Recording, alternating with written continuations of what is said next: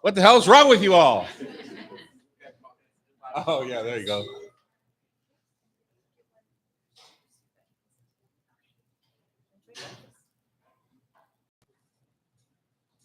Camera, we on?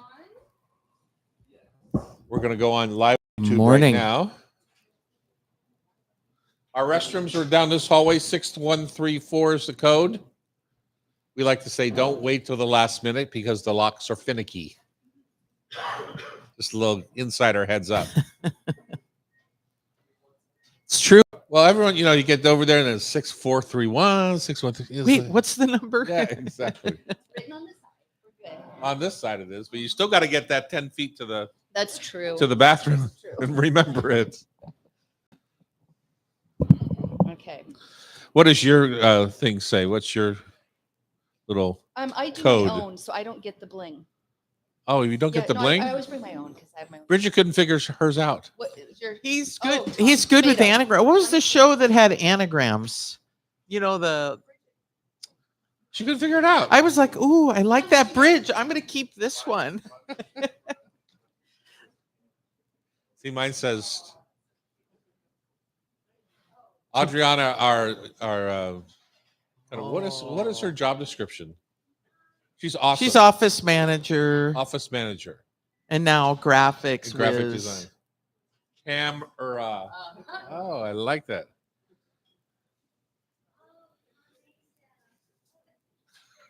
Ten minutes later. Have you had coffee yet, Taylor? Okay, see. Have you had a pepperoni roll yet this morning? Yeah. You're in the right place. Now, does your husband like pepperoni rolls? Do you make them? She's not married yet. Oh, she's most of the way there. Yeah, pretty much. Okay. Is that a deal breaker for you? If he didn't like pepperoni rolls, would you have shit canned them? No, I would still eat them All by yourself? Okay. All right. You probably don't. She's want You'd from have West to be- Virginia, you'd and have she to be loves careful. a good pepperoni roll. She's pretty fast around the You probably don't bases. want You that. got to ease off Hold on out those with pepperoni If- rolls. just in case. Keep your speed up. Yeah, you were. She was fast. Did I not remember that from last year, or you were? She didn't play last We had year. a softball tournament on Monday, and this was the star. I thought you were a soccer girl. You play softball too? Yeah, you did. She killed it, Yeah. running the bases and snagging balls. She got one of mine. I was upset. Upset. I don't think you I are. was trying to rip it out into I don't right think field. you are. The other favorite thing about our soiree is Bridget was at bat, but she had a base runner in Annie. Oh, nice. Because this would be Bridget going to first base With my torn Too much hip. tennis. with her bad hip. But did you whack the ball? But she's so competitive, she couldn't put the bat down. I bet. Yeah. I bet. It was fun. A good party. Nice surprise. Oh, look, it's Tina Knoll. Ah. Yeah. No. We are live on YouTube, so if your boyfriend's watching, Hi, Mom. Hi, Mom. welcome to the Hot Stove Society Show on Cairo Radio. We're happy to have you all here. Nice crowd today. I don't think they're here for the show. I think they're here for breakfast. I think they're here for both, Tom. You think they're here for both? Okay. Yeah. Good. Are you here for the show or for breakfast? Both. Both. Nice to see everyone here. This is our weekly soiree into Radio Land. It's great. Yeah. we Very love it. fun. I'm Tom Douglas. And I'm Bridget Charters. We're coming to you from our kitchen studios here at the beautiful Hotel Andra in downtown Seattle, 4th and Virginia. I like to call it TDville around here because I own a few businesses kind of right in this with 1 block radius. That's what I learned about you when I first, before I even started, was you could walk to all of your locations. Yeah, I'm a walker. But As a chef, we stand all day. it's true. And I was talking with the nurse yesterday. We talked about standing all day. She says, "Oh, that's why you have varicose veins." I said, "No, it's a family trait. You can't put baby in a corner." Compression socks, Tom. I'll send you the link. No, thank you. Although They she look said I good. had to wear them on the airplane tomorrow. So Big time. we'll see. You can also watch us on the Tom Douglas and Company YouTube channel. Tune in to Cairo Radio or listen to wherever you get your podcasts. We come at you in every which way. Upcoming classes here at the Hot Stove. We do classes for both public and private. And so our public class is coming up. Catch of the Sea with Sean McFadden on September 27th. Sweet and Savory Hand Pies with Chef Nico Caballero. I haven't seen Nico in a while. Has he been on vacation? He was helping out at another cooking school, and then he was traveling, Oh, that cool. hurts. It'd be fun to hear. headed south. Head south. We're having our what is I think going to become our annual tribute to Chef Terry, the chef in the chapeau, our former co-host, with a 9 a.m. recording of the radio show on September the 25th, and a luncheon starting at 11:30 right after that, a French luncheon with which that whole combo of things cost $100. Right, but But it's sold out. You that can still send a check $100 for $100. right. Where's it going? It's going, IPF. and it's the foundation. Go ahead, Becky. It's the American Lung Association's Idiopathic Pulmonary Fibrosis Research Fund, which is what he passed from. Which is what he passed from. Yeah, he had a little scarring of the lungs, and so you can't take in the oxygen in the same way. And apparently, I don't think still it's uncurable at this point, which is why we keep raising money for the research on this thing. So it's nasty. We miss him terribly, and we're gonna have a little Terry time on the 25th. I bet there'd be a of dance September. party. There's always a dance party when it comes to Chef Terry. He did love to move around the floor, didn't he? 100%, like you said, Bridget, 100% of that $100 goes right to the Idiopathic Pulmonary Fibrosis Research Fund. If you want to send a check in his memory, please just dedicate it. When you send it to the American Lung Association, just dedicate it to the IPF.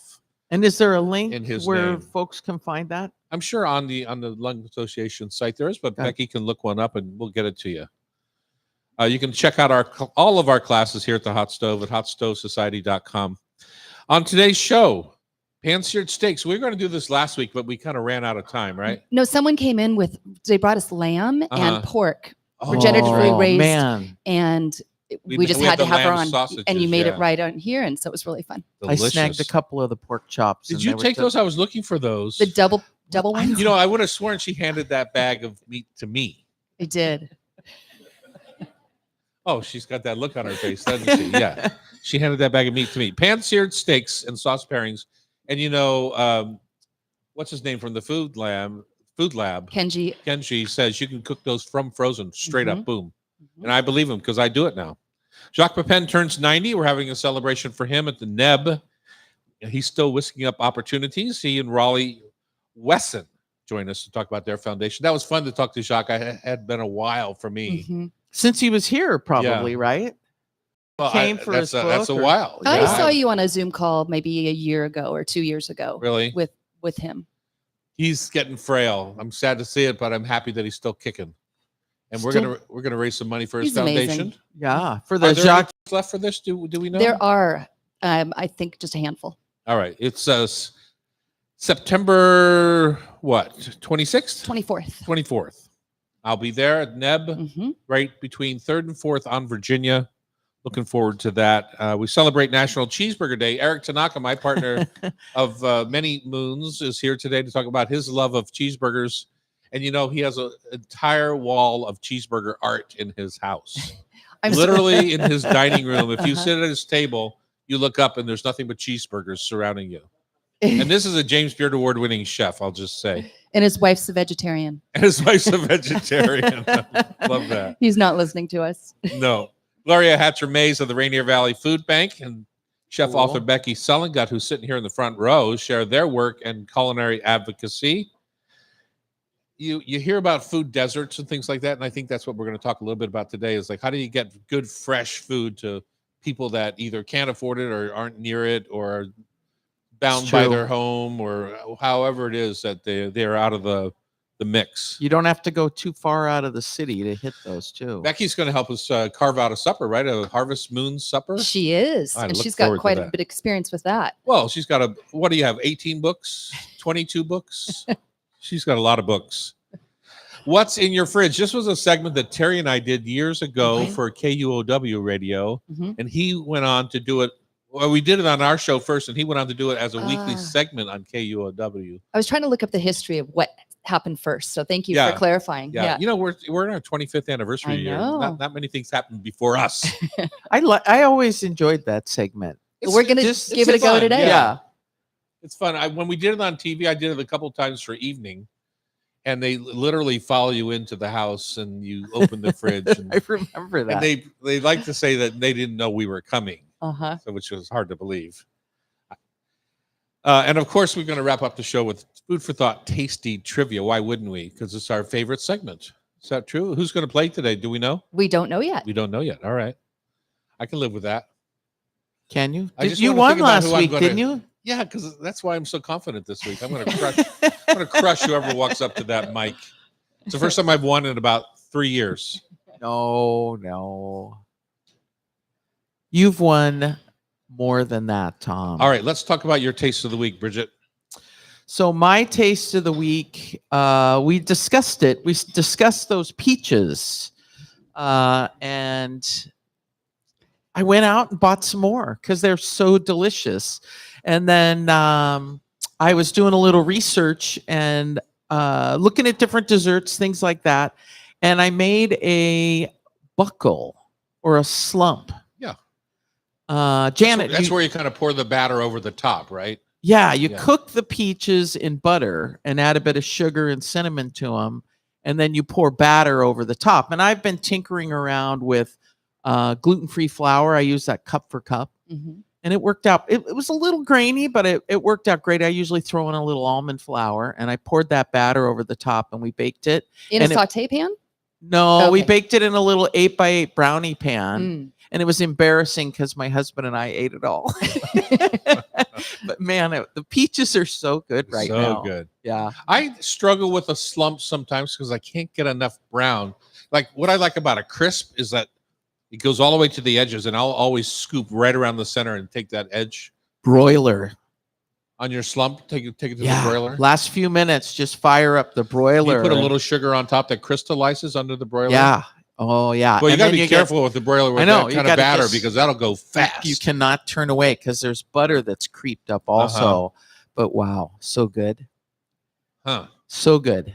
And I kind of cut back on the batter. I kind of toss some of the batter because I like those peaches to cook up also. But quite delicious. Mm. Sounds yummy. My taste of the week is something that I might have used on here before years ago, but I was reminded because our little Thai restaurant in our neighborhood, Thai Siam, Right. at right about like 82nd and 15th Northwest, somewhere in that Right, 81st, right, something right. in that area. They bought the building. Well, they were going to go out of business. They had announced that they were going to go out of business because they couldn't come to an agreement. She's getting older. It's kind of like, I think we all have that place near our house where you kind of stop on the way home, take it to go, Right. sit in front of the baseball game, eat your supper. I've been working a ton lately, and so I'm just wasn't in the mood to cook, which is not always the case. I'm often ready to cook when I get home. Yeah.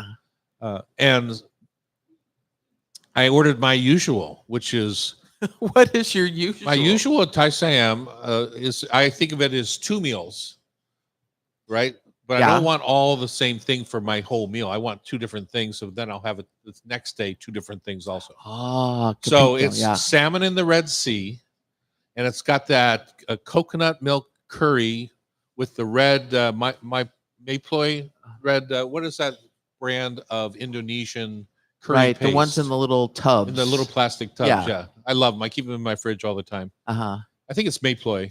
There's anyway. My point is salmon in the Red Sea, and they spin it on top. It's wild salmon.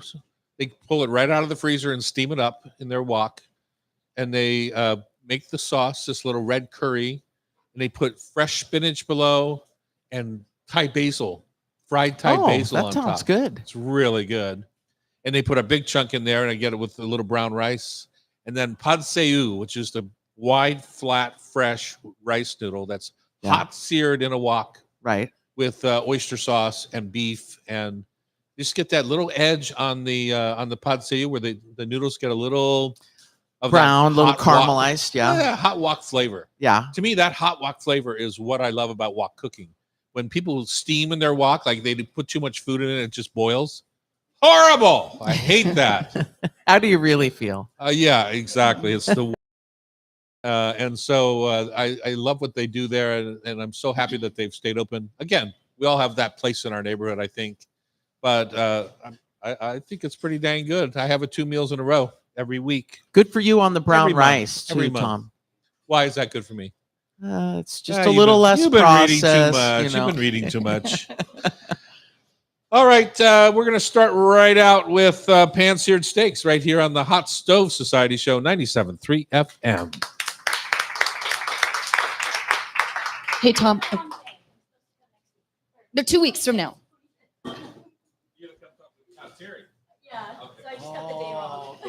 And you, 25 years. You just wanted to see me. All right, thanks, Becky. Thanks, Sorry. Tina. No, it was great. Love to see you always. Did you do Cameo. your pesto project? I did. Bye. Maybe we can talk about that as a, if you feel like it.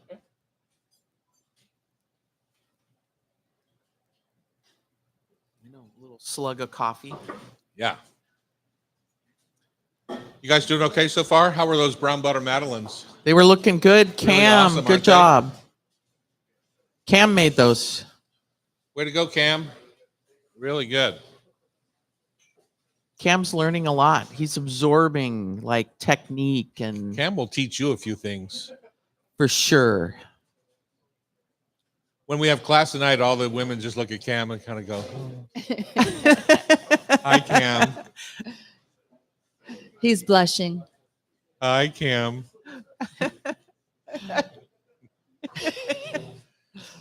We always go through the house and say who's cooking what, and then whatever Cam's making, everyone kind of go, All the everyone kinda chickadees goes go to Cam's Cam's station. table. You're making him blush, Tom. I'm not even looking at him, and I can tell. I'm making dog poop on tortilla tonight. Okay, let's do it.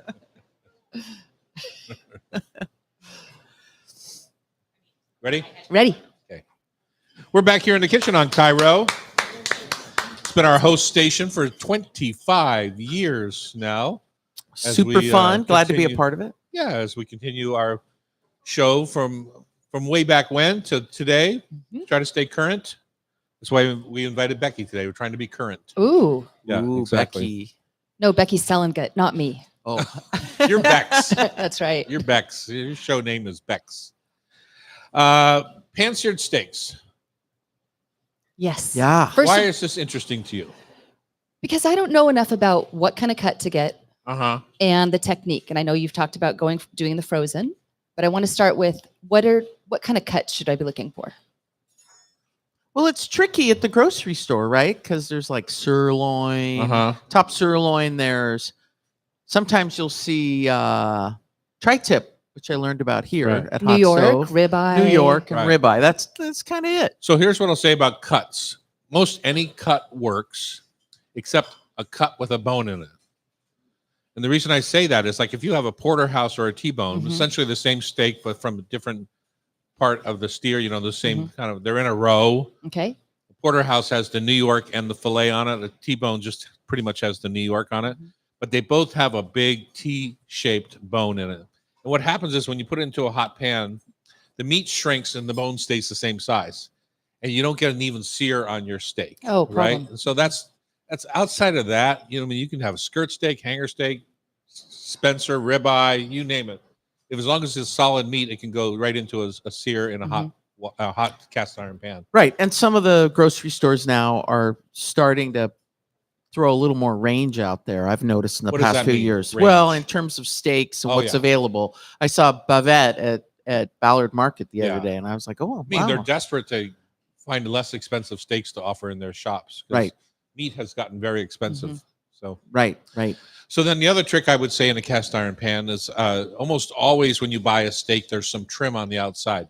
And when you're cooking in a cast iron pan, unlike a charcoal grill where the flame kind of comes up and around, Mhm. cast iron pan doesn't do that, right? If you've got an 1.5 inch New York, you've got a little ring of fat around one side of it. It's hard to cook that fat unless you turn the fat on the pan. Mhm. So what I do first is I trim some of that fat and I render it in my cast iron pan. So you're using it. So I'm cooking in beef fat. So it just helps with that Heat just that transfer. layers of Mhm. flavor, right? So that's just part of the goal. Well, Right. it's not just heat transfer, but it's you're cooking in tallow rather than. I mean, you can put a little butter in there too. There's nothing Mhm. wrong with a little black butter on your steak. I mean, because that's what happens when you put. At the end, right? Well, when you put butter in a hot cast iron like that, it foams for a second and then it turns brown and then it turns black. Okay.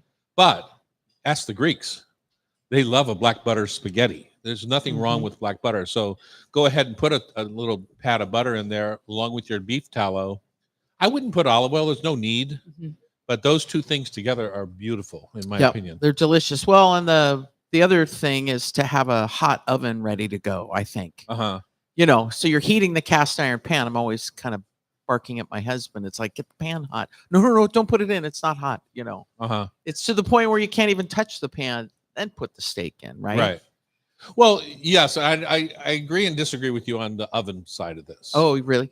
You just do it in the pan the whole time? Well, depends on the thickness of your steak, right? If you've got a cowboy steak with the big bone on it and you've got the whole ribeye and it's 3 inches thick, and yeah, you might need a little oven time. Finish it, yeah. But if you've got a tri-tip or even a filet mignon or a New York, unless it's over an inch thick, there's really no need for the oven, To pop because it in the oven. what happens is you get your hard sears, and now you take your temp, and let's just say it's 90 degrees on the inside now, but your outside is really seared. Got it. Right. So what are You you can- doing then? Are You you can pretty much just turn the flame off. just turn the It's pan off? hot and grate, and the hot pan will continue to warm that steak through. The problem with going straight into the oven is you can't stop. Mhm. You're in a hot oven, right? And then you pull it out and you can't stop the heat. So, Well, if you're doing multiples, how about if you're doing 3 steaks? well, it depends on the size of your pan, right? You don't want Got to it. crowd your pan, but still, I think you're missing my point of the Right. oven No, that side of makes that sense, is yeah. that, and when you just can't stop the heat. The heat will continue to penetrate. Next thing you know, you got an overcooked steak. Right.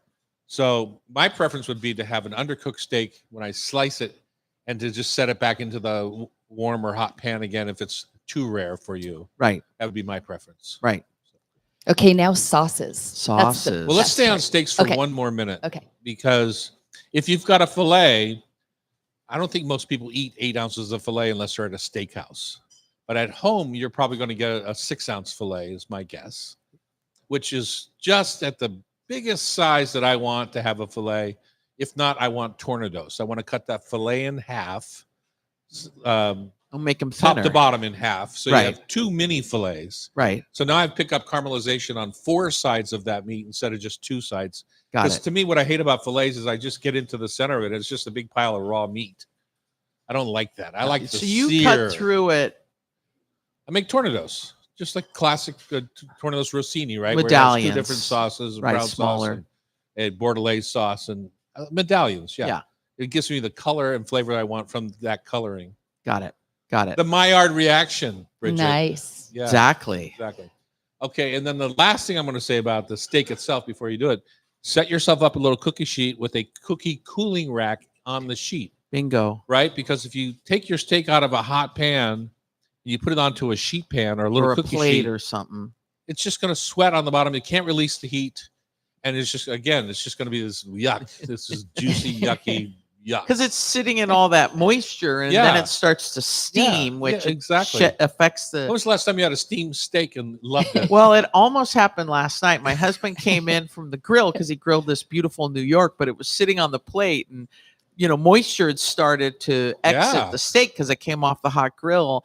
And he walked away, and I picked up the steak because there were tongs there, and I put the tongs on the plate Yeah. and put the steak on the tongs. Yeah, you just want airflow around it, right? That's a good tip. I never thought of that. That's a really Well, good what tip. it happens is that it cools and comes back to the temp that you want Mhm. on an even basis, And instead then of the top release- cooling and the bottom staying hot, right? Right. So And it's releasing those juices that go into your pan sauce. Mhm. So meanwhile, you're resting your steak, like Tom says, and then you're building your pan sauce. A little bit of butter. okay, a few Bridget, you're the shallots. sauce queen. Let's build a pan sauce. Yeah. So Okay, we got our steak sitting there. Yeah. As everyone knows, you have to let it rest. Generally, you let it rest the amount of time that you've cooked it. If it Right. took 10 minutes to cook, you want to probably let it rest for 5 to 10 minutes. Correct. And just temp it, right? What temp do you pull it off at? For me, if I'm pulling off a medium rare, I'm pulling at 115 to 118. And then Because I want a 125 finish. got it. Got it. So you're meanwhile making your pan sauce and you're melting butter, adding a few So wait, shallots. let's go back. You're in this. Are you still in the cast iron? Yeah, normally if I'm going to do a pan sauce, I'll sear my steak in stainless steel Okay. so that I can use that stainless steel pan. Okay. So you're going to scrape out the drippings first. No. What if they're burnt? I take a paper towel and Okay. just swab out the burnt All right. stuff. And then in that same pan, a little butter, a few shallots, a little salt and pepper. And then that's when you get into your different sauces. Fiend herb, which is mixed herbs. You could do a Diane like we did the other night, a chaussure, With an APJ. a Bordelais. Yeah. All-purpose jus. Right. Or you can buy the demi glass gold at the grocery store and just cut a little slice of that off and throw that in the pan to glaze with a little wine. And then you're off and running. So it could be white wine, it could be red wine, it could be a little vermouth. You just deglaze that pan, capture everything, pour those drippings from the steak that's resting into the pan, and then quick, turn the heat off.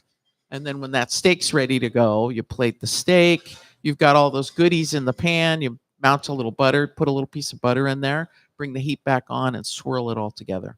You emulsify the butter into the sauce. You just swirl it and then over the steak. Beautiful. So good. Could be mushrooms, mustard. I love stirring in a little tablespoon of mustard. Mustard sauce steak was my favorite at Le Bouznik restaurant when it was open. Right, you were talking about that with Just the on pork. toasted baguette with 2 medallions of filet and then mustard sauce over top. You could always get that in the cafe in the front, but in the back you had to have Tornado's Rossini. It's like 50% difference in price. Oh, Same steak. for sure. Yeah. For sure. You sat in the front. I sat in the front. Jackie and I dated at that restaurant. That was our Aw. spot. Really? Yeah. And then one last thing I'll say about that is if you really want to feel rich, use the wine you're having with supper in your sauce. A little If drizzle not, use something else. But it is kind of fun to put a little Barolo in there or to finish at the last Barbaresco, second. whatever. Yeah, for sure. any part of it. All good with that. Up next, we have a little taped interview with Jacques Pepin on Cairo Radio. It's the Hot Stove Society Show, 97.3 FM. So we interviewed him last Whew, week. that was long-winded. I'm sorry. And this is the unedited version, so it's just raw. And it feels that way. So don't be haters. How do you think Cam is doing so far over there on technical? Pretty good. You feel pretty happy with Cam? Vote you, Cam. They love you.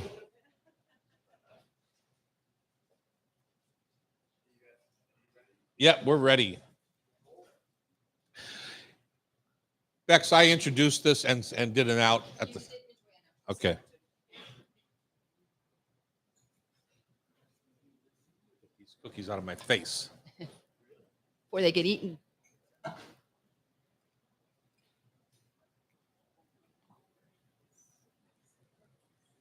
Stove Society Show on Cairo Radio. We're doing a big event here at NEB.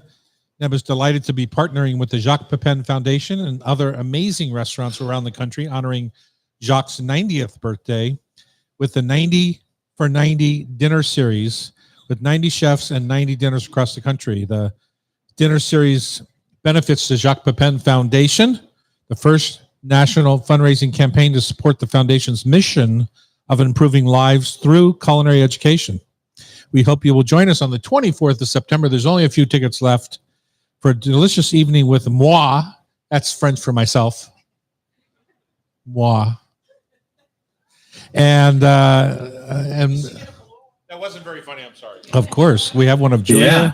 We're going to get one of Thierry, and it's all going to be happening at NEB, our little joint here around the corner from the school. For this special 90 for 90 event, I have a talented team at NEB crafting a generous family-style menu, which will be thoughtfully paired with wines from, and we actually are going to have a little mozzarella tasting too, which is always fun. Nice little French mozzarella tasting.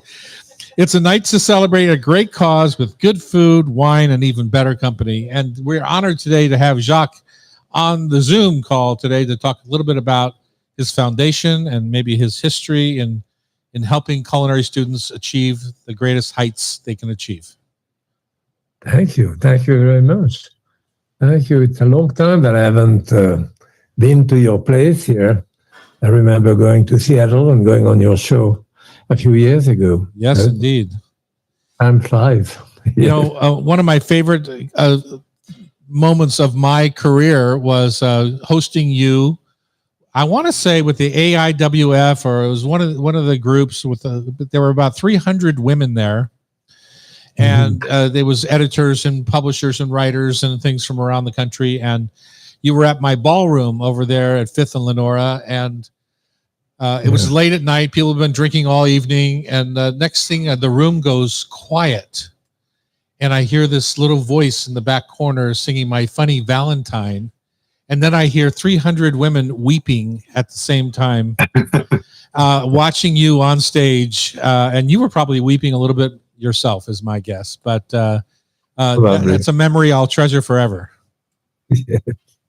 Yeah, I had enough wine to weep, yes.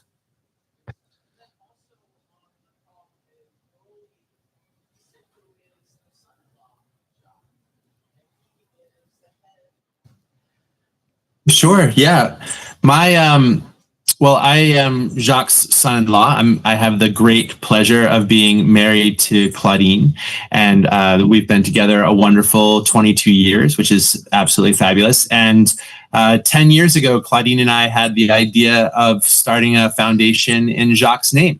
And so we put that together. And, when we brought it to Jacques at the beginning, we said, we think it's a good idea to have a foundation in your name, and what is it that you'd like to do? It seems like you've been teaching about culinary arts and teaching people how to cook for your entire career. So what should we do? And I sort of presented this menu to Jacques of things that we could do. We could help kids, and we could support food literacy in schools, or we could help school lunches, or we could provide scholarships so people could go to culinary school, or we could help advanced apprenticeships for people who had already been to culinary school go to Europe and finish their training, or we could help people who just got out of jail how to get the skills that they need in order to get jobs. And Jacques said, that's the one. That's what we should be doing, because there are people who want to work, who just need a little hand up, who just need a few skills, and we can teach them the skills that they need to get jobs in food service. And at the time, I had been volunteering in a community kitchen. That's what we call these organizations around the country that do this work. A community kitchen that was right here in Providence. And, there's a terrific one there in Seattle. Fair Start is one of the premier examples of a community kitchen that's offering free life skills and culinary training to people who have barriers to employment. And we got involved with supporting those types of organizations. And now we support over 100, or have supported over 170 different organizations across the country. We have provided grants and curricular materials and cookbooks. And by the end of 2025, we will have provided $2 million in grants to over 70 different organizations around the country. So it's been really great and rewarding work, and I serve as the executive director. Claudine is the president, and Jacques is our inspirational leader. I know. Is Claudine floating around there? We got to say hi to her too. Unfortunately, no, she had an appointment at this time, so she's not. But she's here in spirit. She said to say hello. Give her a big bisou for me. So Jacques, you're 90 years old, or going to be 90 years old. What keeps you motivated to this in this work? Because this takes time, it takes energy, it takes passion, and you seem to have all three going strong. Wine. Red wine. White Red wine. Any type of wine keep me moving. No, but this is something we've done all our life, and there is no challenge there. I mean, I was very, very lucky to have Claudine and Rory. I would never have done a foundation. Claudine also at the beginning of the pandemic decided to do a Facebook.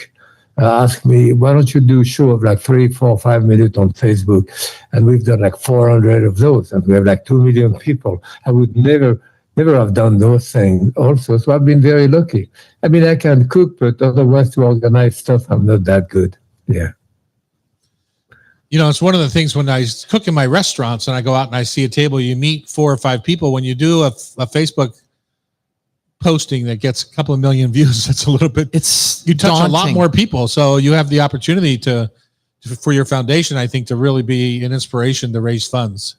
Well, and also, I mean, I have family friends that watch Jacques, and he's an inspiration at his age, chef. Just there cooking every single day, and that's what we need to be doing, you know. As part of this, Yes. We hear you. oh, you can hear me. Okay, as part of this 90/90, you're also we have that sound? to have their own house parties. Is that correct? We can do our own fundraisers. Mhm. Right. I mean, people can do it. Bridget's going to do one. Doing one in the fall. Probably do one for foodies. Yep. And Jacques, your birthday is in December. Is that correct? It's in December 18, yes, and we're Okay. doing a party here in Madison, Connecticut, where I live. And I have to say that it's been very rewarding because, as Rory mentioned, people who come out of jail, I feel that in like 6 weeks, I could teach people how to peel potato and poach an eggs and clean salad and so forth. And if that person is interested and stay in the kitchen, 5 years later, they are the chef there and they have redone their life. So, you know, this has been very rewarding. We also work with people who have a problem with substance abuse, you know, drug. We are working also with homeless people. So all kind of people who do need help, and it's very rewarding. And, you know, Rory has done a great job of organizing that. I mean, I follow when they tell me to do something, but I'm not too good at organizing the thing. It is, yeah, it's so important. And meeting people where they're at, I think, is always a struggle, because if it's not a life that you're living, it's hard to understand what somebody's going through who's dealing with some of the issues you just mentioned. Yes, it's interesting because sometimes we give people $10,000 or $15,000 a community kitchen, and you think it's for the kitchen and all that. No, it's for a dishwasher, a washing machine, and clothes for the people, because a lot of them are homeless and they don't have proper clothes or washing it or cleaning it. So, you know, that money goes to very basic things, you know, and it's rewarding. And then, you know, I was wondering, Chef, if folks can't do a dinner or can't attend one of your events somewhere here in the United States, how can they donate? Can they just go to your website and donate $10,000 or something? Oh, no, we refuse all of. Are you kidding? Of course. Of course. But Bridget, I just want to, it's so fun that you're going to be participating in the home cook campaign. So we had this idea of the 90 for 90 campaign, right? So Jacques turning 90 in December. And so we decided that we were going to do 90 chef restaurant co-hosted events. But then because Jacques always been super egalitarian, right? And Tom, feel free to weigh in, but I don't know of any other chef that has such broad and deep appeal, from the very best, most talented, most skilled chefs. They come and play kudos to Jacques, but also people who are just getting started and learning to cook at home. So we feel like it's really important to bring in everybody and give everybody a chance. And right now, you know, in our society, it's so important to teach people how to cook. People aren't learning how to cook in school. They're not learning from their parents.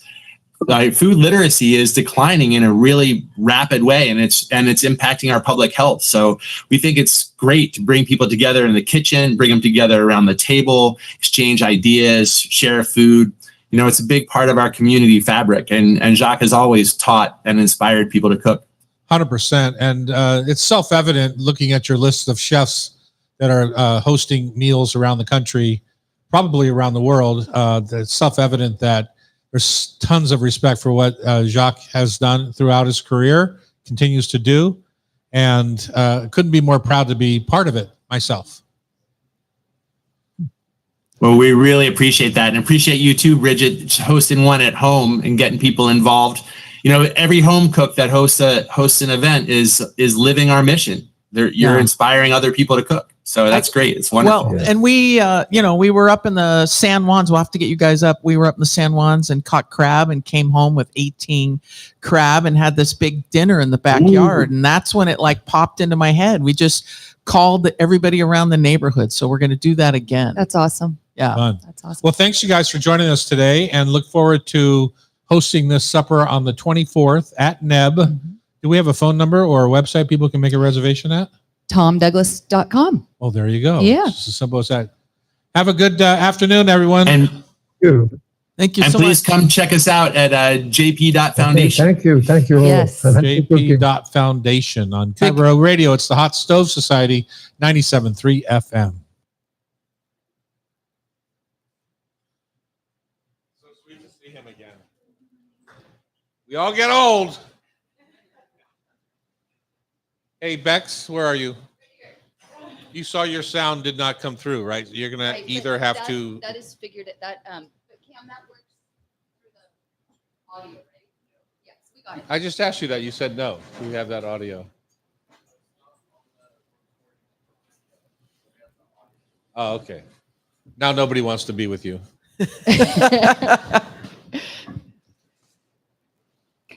Welcome back. It's the Hot Stove Society on Cairo Radio. We have much more show for you. We're going to talk right now with my partner of many, many years. Too many. Ooh, say ouch. that. Speaking Ouch. of getting old, That- it was more Uh, an indictment on me. He's the managing partner of all of our joints, and also, for some reason or another, a cheeseburger fanatic. How did that start? Well, They- let's they- just say his name is Eric Tanaka. I don't think I even mentioned That's my his name. Or ET, probably ET, more there you go. commonly known as. Just, I loved them. And I grew up in LA, and that to me is kind of the pinnacle of burger culture in the world to me. To me, it was going out, it was Bob's Big Boy on a Friday night. That was our treat meal with me and my family. And I always got the Bob's Big Boy Deluxe, and that it started from there. Bet you did. I did. Let's just clarify right now: In-N-Out or no In-N-Out? I like In-N-Out. I don't love In-N-Out. Overrated. It's not. It's good, but I mean, I'm not a fanatic for Okay, In-N-Out. all right, just want to make sure I knew where you stood. Well, dicks like, or no dicks? I love Dick's as a company. They do an amazing job. they do. Mhm. I love the burger, and I don't love their fries. You don't like the little soggy fries? no, they got to cook them right. I stand at the It's not window about and cooking them right. I don't think. They put a lot of effort. I mean, they're Yeah. cooking them from fresh. From They're fresh. I hand like cutting their them. fries, Like 'cause I think it's a style of fry. there's no doubt. I Yeah. actually love them when they're underdone because I actually love raw fries. Oh, 'cause wow. It's pure potato flavor. Oh. Like, so I'll eat them when they're just blanched. Like, we do all our own fries, so they're just blanched. I'll eat them before they go for their second fry. Wow. Well, I'm just saying. You've probably heard my theory on dicks is you never go if there's not a line. You have to go when there's like at least 5 or 7 people in line at 3 windows, so that you know you're getting that crispy edged burger right off the grill. Yeah, I agree. Yeah, Otherwise, they get soggy in the wrapper. I know exactly. So Hey, go ahead. National Cheeseburger Day is coming up on September 18th. My day. Your day. My So how are you day. going to celebrate? This is our, I think, 4th year in a row that we're doing this, and we're doing it with Mishima Ranch. So we got some American Wagyu coming in that we'll use for my burger, which is brown butter onions, red-eye ketchup, and American cheese. And it's kind of a ode to Apple Pan, which is also in LA, which is my favorite burger. And we more directly ripped it off for the Brave Horse because they do a hickory ketchup, and it's super simple burger, just hickory ketchup, cheese, and burger. But it's super tasty and kind of just an institution down in LA. This is my kind of an ode to it in a simple way. So is the red eye, does that have coffee in it or what's? Yeah, it's a shot of espresso Okay. per cup of ketchup. and then horseradish. And American cheese, what does that mean? Is that even cheese, ET? Come on, be honest. You know, Is there dairy in it? No, I think it's just oil, right? I I don't think know. It has to be 51% cheese to Milk- be called milk American products, cheese. yeah. Mhm. Yeah, I think it's oil and annatto. It barely, But it melts barely- beautifully. Yeah, it melts beautifully. I mean, it's a texture Uh-huh. Right. to me more so than a flavor. So is in it a that regard. smash burger? Do you have that crispy edge, or is it just We're like going a, smash burger, crispy edge. You know, and I think if you're gonna smash it, smash it. You know, too many places do a smash burger. We don't fully smash it because, what does I that think- mean? well, to get that crispy edge, you really have to make it super flat. You have to put it under weight and yeah, and you have to fry the smash it heck out of literally, it. You know, And let it be, right? You and can't let it be. And I think not over packing your beef is important. So it should be a loose, you know, fold on that beef. Like, don't mash it So you're together. saying like a lacy edge? Yeah, you want that lacy edge. It Uh-huh. should be like almost falling apart. Uh-huh. So it's super Interesting. crispy.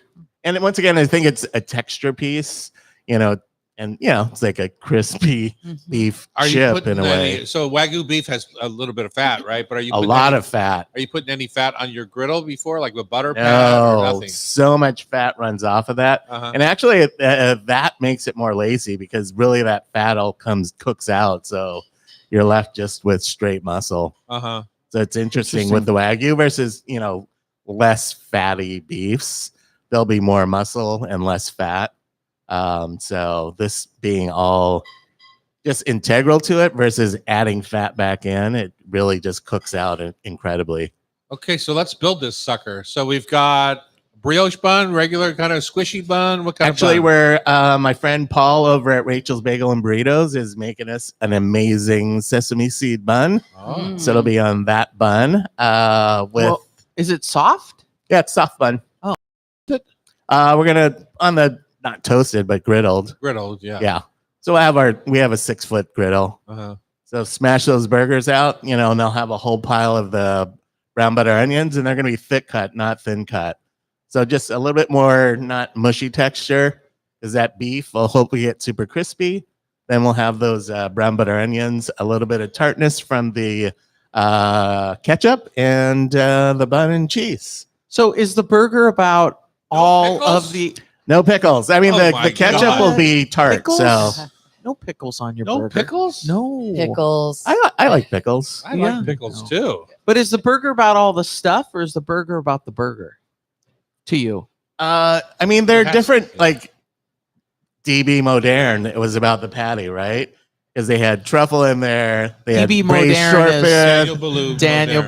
Balloon. Yeah. foie gras. To me, that's about the patty. Like some things are about the patty, some things are about the toppings. So it's they're all different. I think, you know, as an expression, burgers, and there's a lot of different ways to do them. So Interesting. You know, the chef in the chapeau wouldn't put a steak on his menu for the first 25 years he was in business because he wanted to be different that way.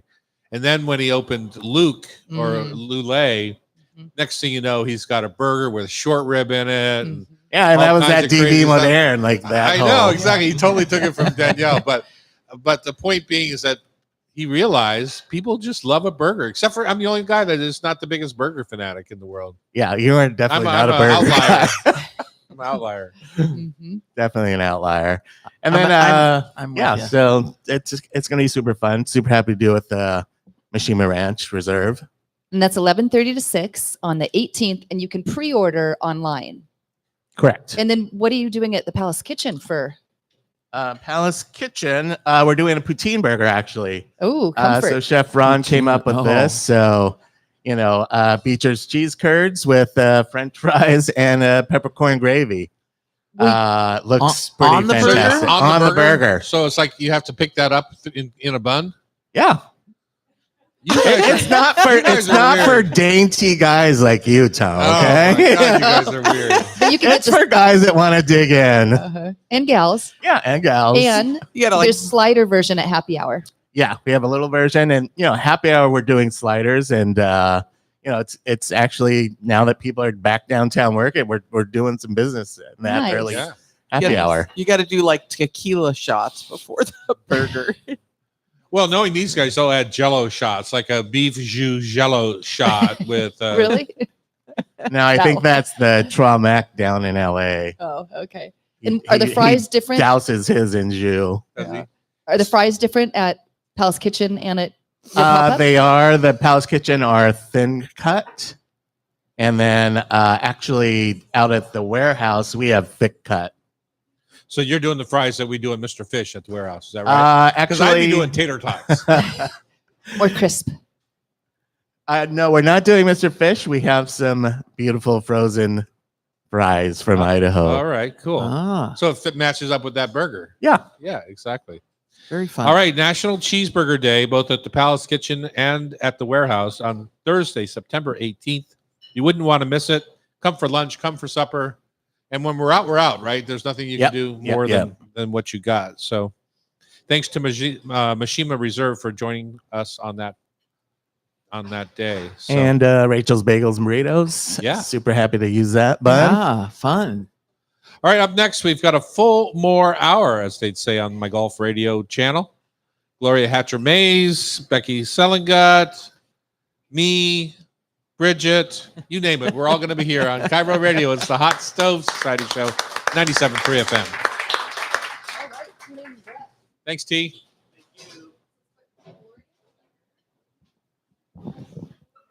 I know. I was going to ask, does he like Red Mill? Ask him. Do you like Red Mill? Oh, Verde Burger, yeah. That's about the stuff. This-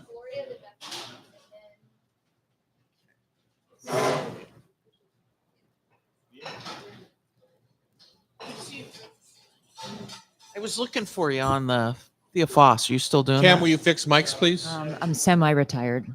Semi-retired.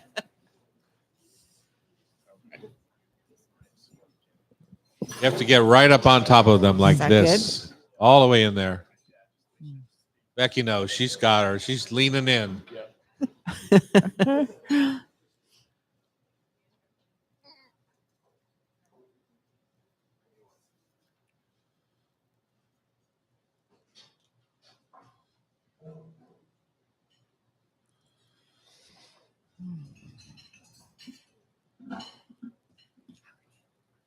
Where's your book? Right here. Oh, nice of her to get that to us, don't you think?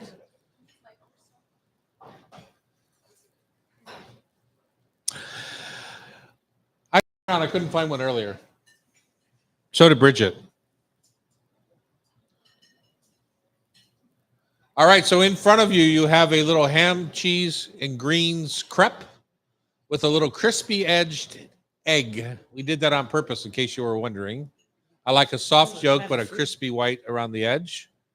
And a little fruit cup that has some of Jackie's Hannah's Choice muskmelon in your cup.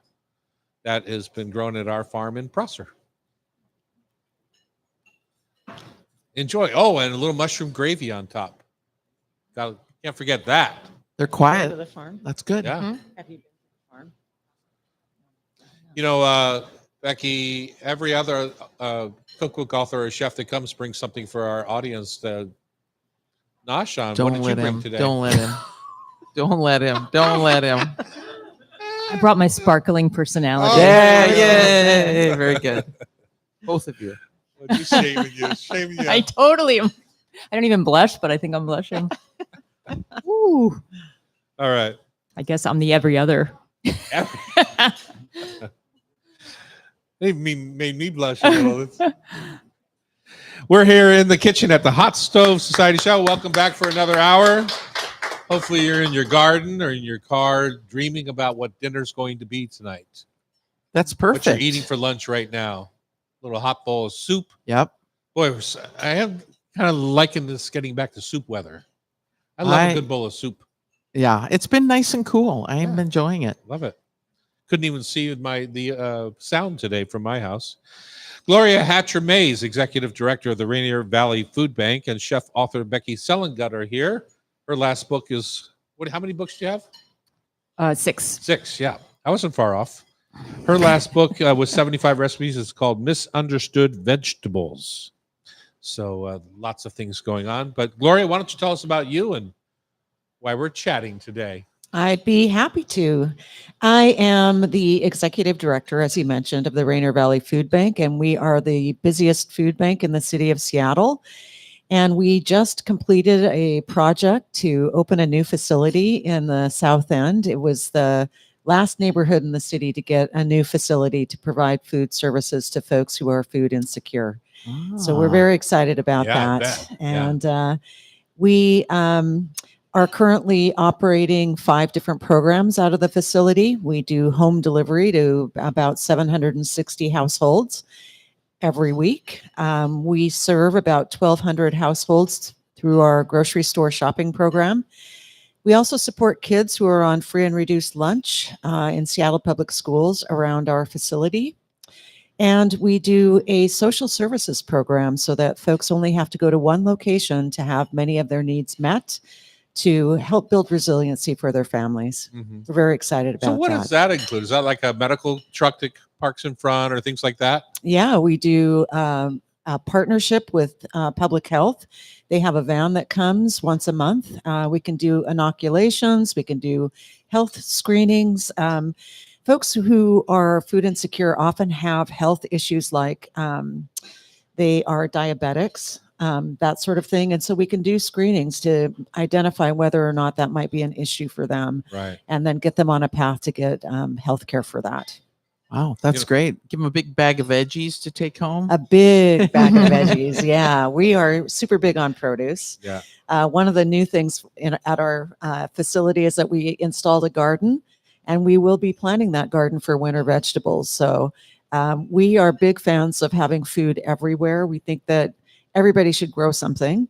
And we encourage home growers, if they have extra yield, to think about donating some of that produce to their local food banks, because getting fresh, healthy foodstuffs to people is really critically important to the work we do.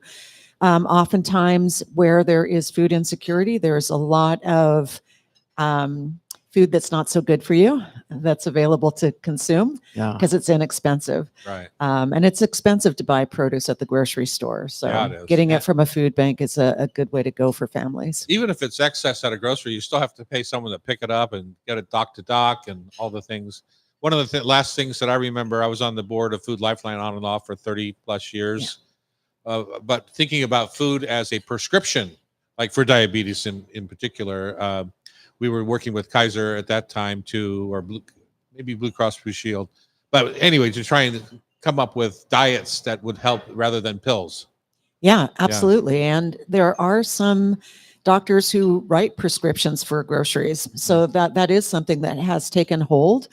And I think that the healthcare community really recognizes that they could be good partners with food banks to get information out to the public they may or may not have about what are the best ways in which they can get their health stabilized. So it's a good partnership. So Becky, I know you as a chef and a cookbook author, and how did you get involved in this program with Gloria? So I live in Beacon Hill, which is in the South End. My housemate has an amazing home garden, and we started working with a program which would grow starts in our yard that we would give to home gardeners so that they could grow out produce specifically for the food bank. That's interesting. And so we planted 5,000 seeds 2 years ago, 6,000 seeds last year, and we had volunteers come to our house and transplant them. And then we've just started bringing food to the food bank. I've been trying over the years to transition my career more towards food justice.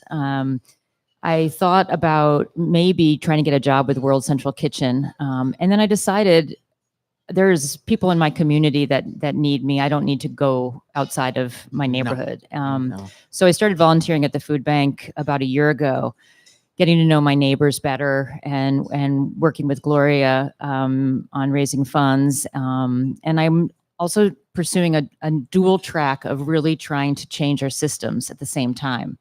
Ideally, we shouldn't need to have food banks, and a progressive taxation, really redistribution of wealth in a lot of ways is going to make it so that people don't need to be hungry in this country. We have far too much abundance and wealth for that to be a necessity. So I'm really trying to get more involved politically and also on the ground in my community, meeting my neighbors and helping them where they are. That's amazing. So the food bank down there, you guys are there at the pea patch, right? At the Rainier Valley. That's your patch, right? That's our patch. How many acres is that? Because that is spectacular. Well, there's at the Beacon Hill Food Forest, there's a huge garden that's dedicated to growing produce for the food bank. But we also just established our own garden on site. We have a third of an acre total, but we carved out about a quarter of that that's now garden space with several raised beds. We're going to put some more in too. But the Beacon Hill Food Forest is a great partner with not only our food bank, but other food banks in the city as well.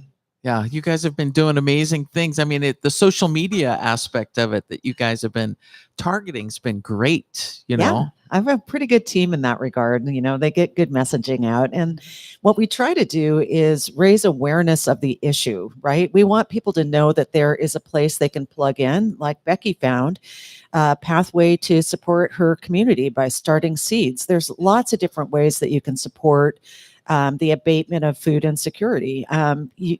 Just as I mentioned, dropping off produce you grow in your own garden is a good way to do that. But we love it when people come down to help us deliver groceries for our home delivery program. We can always use drivers for that. And you can come and support our grocery shopping by checking folks in before they start their process of collecting food for their families. Lots of different ways. So that's amazing. Can I also just add, I've been volunteering there to pack grocery bags for the last 6 months or so. It is fun.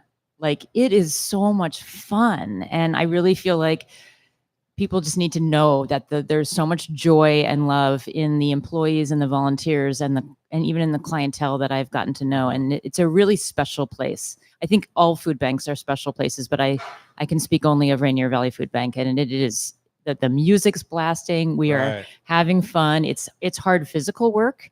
And you feel just like you've exercised your heart, your mind, everything by the time you leave there. It's wonderful.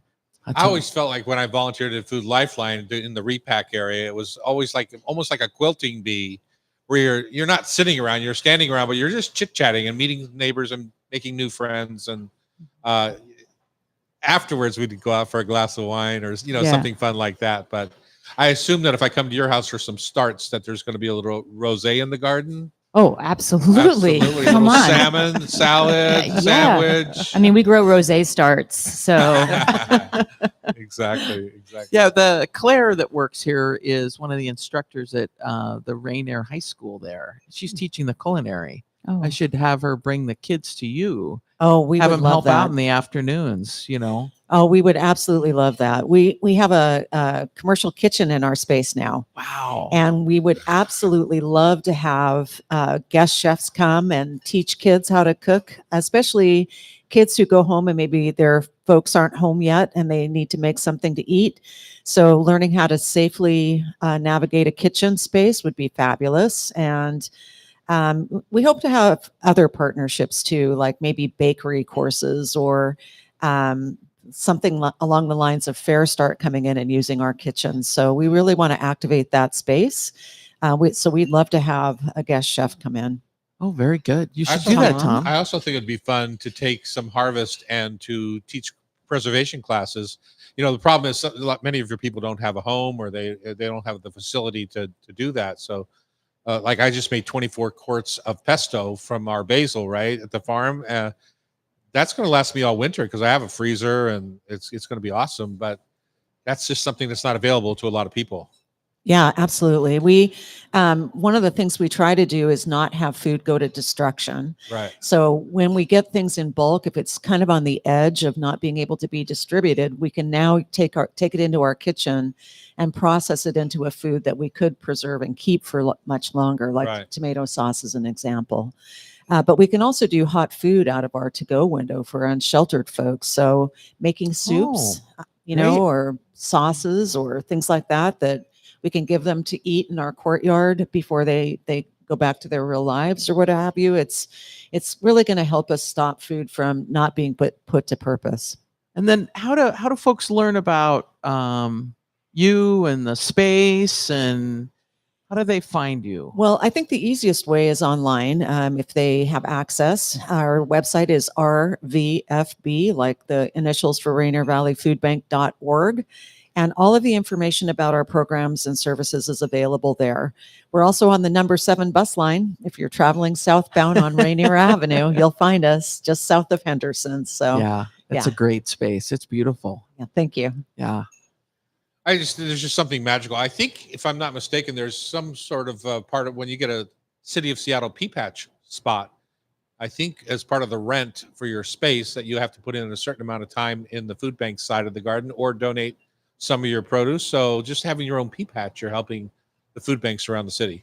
Yeah, that's a great idea. You know, there's so many ways that we can leverage what we already have without building something brand new. So I think that's a great idea. And I might just mention that to the Department of Neighbors.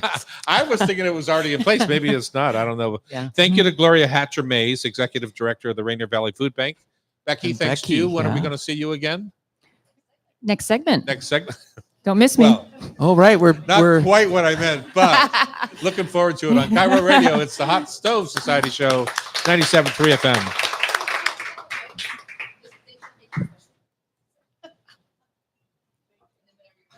Becky, are you a veggie? No, okay. She has a worse. Really? Yeah. That's tough. How was your crepe? Inspiring. No, kid, you're good.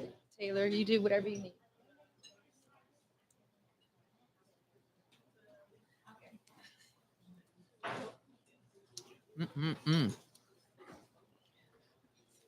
Jackie tried Thai food last night for the first How time after 5 weeks of yeah. struggle. Did it Not work? a good thing. No.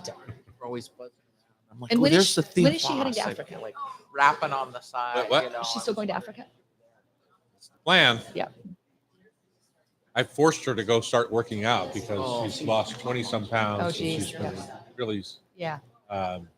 stagnant, I guess is the word Yeah. I want. We atrophy so quick. Yeah. But she'll get. She's strong. She's probably listening. And Making money you didn't force me. I did it myself. No, we love you, Jackie. But I don't want to be on a trail in Rwanda. That's what my I'm not passion is. right. She's gonna see gorillas. Ready for it. Wow. Making money. What's that? And well, you know, I haven't figured that out.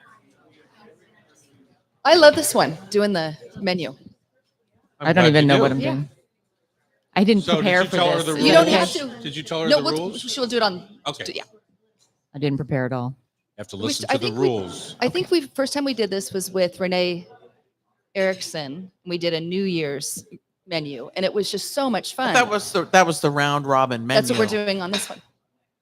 Oh, I thought this was the what's in your fridge. No. So, right on your show sheet, Got it. Harvest supper. let's build a Sometimes harvest. if you read that, it's very helpful. Yeah, Tom. I read mine. I keep looking at your Tom, I get confused as I'm going through it, though. Yeah, I understand. Tom. You'll Tomato. appreciate this. I'm looking at your microphone and I keep seeing onigiri. Onigiri. Onigiri? Because of Cairo. Oh, this. Oh, that's funny. Food obsessed. I am. I saw that you had those at the baseball game. Onigiris. Yeah. No, Snacks. they were masubi. Masubi. Musubi. Okay. We had I saw a shrimp, picture. eel, and spam. Masubi. Okay. were you there? I wasn't. I Oh. wasn't. You say Insta post or something? Yes. You could have been on the pink team. Pink team didn't show up, wherever that was. Would Annie run for me? Yeah, Annie would totally run for you. She's speedy. Did you tear your groin muscle running for Bridget? Oh! Oh. What do you mean? I did too, and Taylor snagged it. How does Sheeta do? You have to get a hit in order to have to run, huh? Yeah, and then Turns Taylor dove for first base. I was like, what is she doing? It's just a fun game. Did Loretta play? Taylor had dirt No. on her before anybody else. Is Loretta here today? She just walked in the door. Oh, I saw her at the feast on the farm last week. Oh, Oh, She was there. Mm-hmm. Apparently, she denied knowing me. it's kind of hard to do, isn't And it? she's got a Tom? new do this morning. Very swishy. you guys got fan mail on the farm, feast on the farm. Did we? Hmm. Well, thanks to Brock and Loretta and the whole Yep. team that went out there. That was Mm-hmm. Were you fun working night it? for them all. Wasn't working it. Were you just Was enjoying? I was just enjoying Oh, it. That's so nice. Yeah, That's it nice. really is beautiful. Yeah, I heard. Food was incredible. And heartwarming stories is what I heard. Yeah, that's cool. We are back here in the kitchens, the beautiful hot stove kitchens at the Hotel Andra in downtown Seattle, 4th and Virginia, right upstairs from Lola, across the street from the Dahlia Bakery, and Serious Pie downtown, and Neb, and we're right here in this little vortex. Maro's Asagio is 2 doors Yeah. away. 4th and Virginia. It's, lively. It cuddles you down here, this little area. It's like a big cuddle. Yeah, it's that. Okay. Sure. Becky, you have volunteered. You weren't strong-armed. I think you volunteered to stay for this segment. Is that true? Yeah, we talked about it. I was trying to figure out something she could share her chefiness. Her chefiness. Okay, good. You want to tell us the rules of this game? Sure. We're going to build a harvest season supper. And the rules are we're going to go as many courses as we can around the table. But the ingredient, you must build on the last course. But if an ingredient's been used, you can't use that ingredient going forward. As So- the main. Yeah, as Like the you next could use one. garlic in every one of these dishes, but as the main, Oh, and okay. since you're allergic to garlic, I know you won't be doing that. Why are you trying to kill me? Yeah, exactly. Can't use garlic. But you know, Becky. you get the idea. Don't be so murdery. And you, who do you want to start? Whoever you'd like. Okay, I'll start. All right. Harvest dinner. Harvest dinner, and I'm only going to start with this because I made one for myself last night. Ooh, it sounds.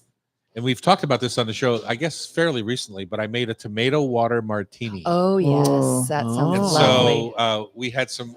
We are picking tomatoes like right now, like crazy at the farm, and some are just a little too ripe to actually make it all the way over here and then get distributed to our restaurant. So I had some at home last night. Just pureed them and put them in some cheesecloth Hmm. over a strainer and just let the moisture drip through, and it comes out fairly clear Mhm. and barely even pink or reddish, the color of the tomato, and just let it drip. Then in my sidewalk at home, I have Johnny jump ups growing. Oh, you're serious about that? Yes, Because you've joked about it, but you're. I know. okay. You just have to make sure it's not where the dog dog- pees. yeah, exactly. Yeah, exactly. So just pick a couple of those, and in a martini glass, you simply just do 1 part vodka to 3 parts tomato water, and that's it. Mm. 'Cause No you don't- vermouth? You don't need it because the tomatoes Oh. are so beautifully floral and delicious, and you just get the varietal flavor of the tomatoes, and that's it. You garnish with a couple of Johnny jump ups. Don't forget to shake over lots of ice and pour it. That's the And key. did you serve it up or on ice? Up. You have to serve this particular one Okay, up. I'm got more it. of an on it person. Okay, you're up next. Okay, We've got a cocktail to get us started. So I can't use tomatoes. Is that correct? That was as the main. that was is unfair. correct. Ooh, okay. Next up, I think I'm gonna like riff off your lead a little bit. Okay. Harvest dinner. I might go like a little shooter of a cucumber coconut gazpacho. Ooh. That sounds Ooh, Coming in hot. I'm gonna take some shiso, Japanese mint-ish, and make a herb oil out of it. Uh-huh. Drizzle that on top, and a little squash blossom flower, just a little piece of it, just Uh-huh. floating on the top. Are you a chunky gazpacho person or a puree? I'm a puree You're a puree person. gazpacho. Yeah, Me too. anti chunky I in don't general. like the chunky. It's like eating a Yeah. bowl of cold salsa. Exactly. Yeah, I don't like that. I want someone to do the chewing work for me. Yes, I agree. Prior. I agree. Or not Ho- someone, Hospital something. food. And Well, then, that is a perfect match, I think, for a Beautiful. little tomato water martini. That sounds fabulous. Sounds lovely. What are you going to say, Bex? well, do you strain it, the gazpacho? Not if I use a Vitamix. It doesn't Okay. really. It Yeah, you it don't does need all to. the It's work not like a for tomato. you. Okay. Yeah. So no, I keep all the things in there. Nice. Okay, Bridget, you got some big shoes to fill here. I know. So since we're still kind of on appetizers, zucchini's coming in like can't stop the plants. Eggplant are beautiful right now. And so I love to slice those thin lengthwise Uh-huh. and I lightly grill them and I make a nice ricotta filling that I put inside those little roulades. And I You make do a it little pinwheel out of it. little, yeah, you just grill them, lay them out, and then you make a nice filling with some minced shallots, a little minced garlic, some minced herbs, and that's folded into the ricotta with a Rude. little extra virgin olive oil. And then you Huh. roll it up and spike it. And those are just on a beautiful platter. Huh. ready to serve up. They're delicious, but you've got to grill the zucchini and you've got to grill that eggplant so they're charred and lovely. And I love kind of mint forward on the flavor with that ricotta. It's good. And I always cheat a little bit, and I add a little bit of goat cheese to my ricotta to give it a nice kind of earthy flavor. If you can't track down that nice bellwether ricotta that they've got in the grocery stores. So that's a delicious one. That Meredith Farms out of Australia is a delicious sheep / goat milk cheese that's marinated in olive oil.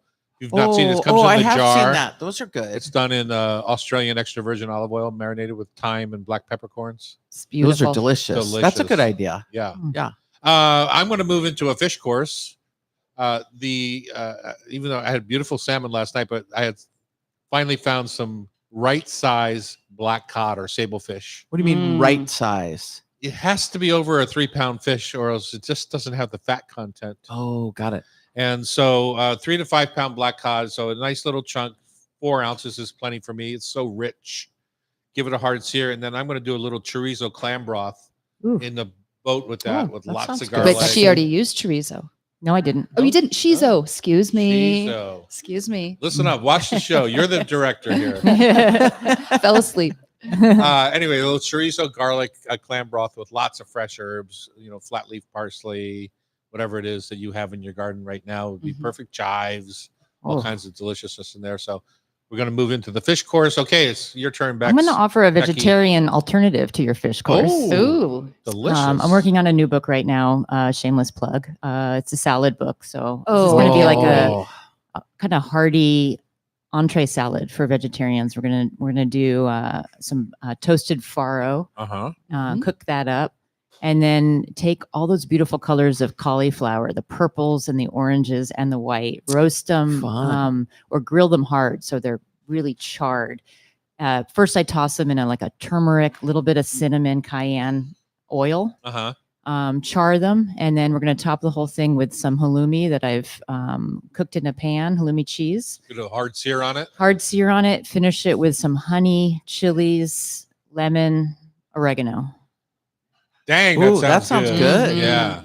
I'd eat that. Do you serve the whole the whole big chunks of it, or is it broken down into? It's broken down in little pieces, tossed with that farro in a nice pomegranate dressing. So it's like a rice salad, but a farro salad. It's a farro salad, and then you get that cheese, which is like a kind of a hot, sticky, spicy crouton of cheese on there with the cauliflower, which has gotten sort of crispy and soft at the same time, and then lots of herbs make it really fresh. I think making those kind of cheese crackers, almost like in a hot pan, has become very popular and great garnish for a salad like that. Yeah.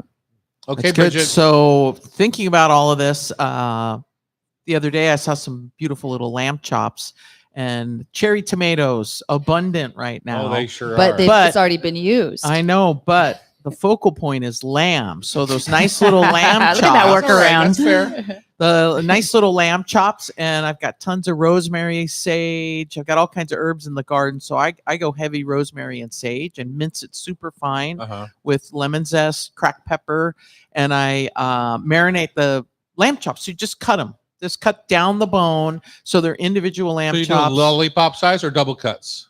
Lollipop size, because I like them because you can just grill them quick. And then I make a cherry tomato salad that I flash in the oven on a cookie sheet. Onions, cherry tomatoes, 400-degree oven. Throw those in, kind of roast them super fast and hot, and that goes on top of the lamb that's been grilled. Yeah. All right, I'm going to finish up since we only have a minute with a fresh corn biscuit or shortcake to go with the peaches of the last peaches of the season. We're just getting ready to harvest our blood peaches that we have at the farm. Is one tree. They're it's the weirdest thing. They literally are blood red, and when you let them stay on the tree too long, they drip blood. Whoa. The juices that they drip, it's like a pinkish red. It's so good. But I take a regular corn biscuit and just add fresh corn to it. So I have a fresh corn biscuit, and then peaches and a little vanilla whip with some bay or whatever that sounds extra. amazing. Ooh, that sounds. Bay laurel right now is green and happy. I'm coming to your party, guys. You are, huh? You're gonna You cook all never that? jumped in. I forgot to include you in guys this are mix. too Forgot to you don't wanna include hold Bex. How can I do that? All right, let's move to what's in your fridge on Cairo Radio. It's the Hot Stove Society Show, 97.3 FM. Thank you. So I think if we're going to do this segment in the future, we should put out a note to our listeners to Yeah. say, did you already? No, but I just wrote it in our, I wrote it in the show sheet, so I'll say that. Okay. Photo. Right here, I said, I'll put it, yeah.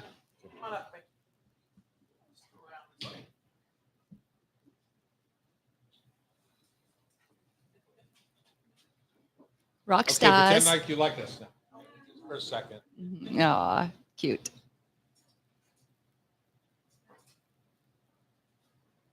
Don't have to worry, Taylor. They can all see over you.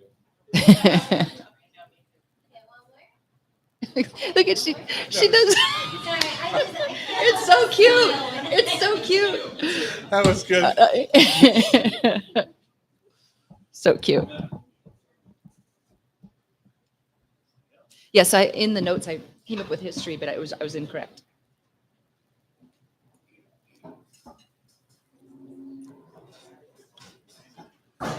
And are they taking a photo of their fridge? No, well, Tom could describe what they did, but I think they just wrote in what were some things that were in their fridge. So I'm going to invite people to do this, Yes. and then we'll make a segment out of this. Yeah. And for now, I've got some things for you. Okay. This actually, both Trina and Chuck in the last 3 weeks at different times said, remember that segment? Can you bring that back? And then Trina has a lot to say over you. Of she does. She's in San Sebastian right now. course she is. Yeah. Fooding it up. Is she getting a squirt gun? Oh, that's Barcelona, right? Even It's happening all over now. Yeah. Tourists.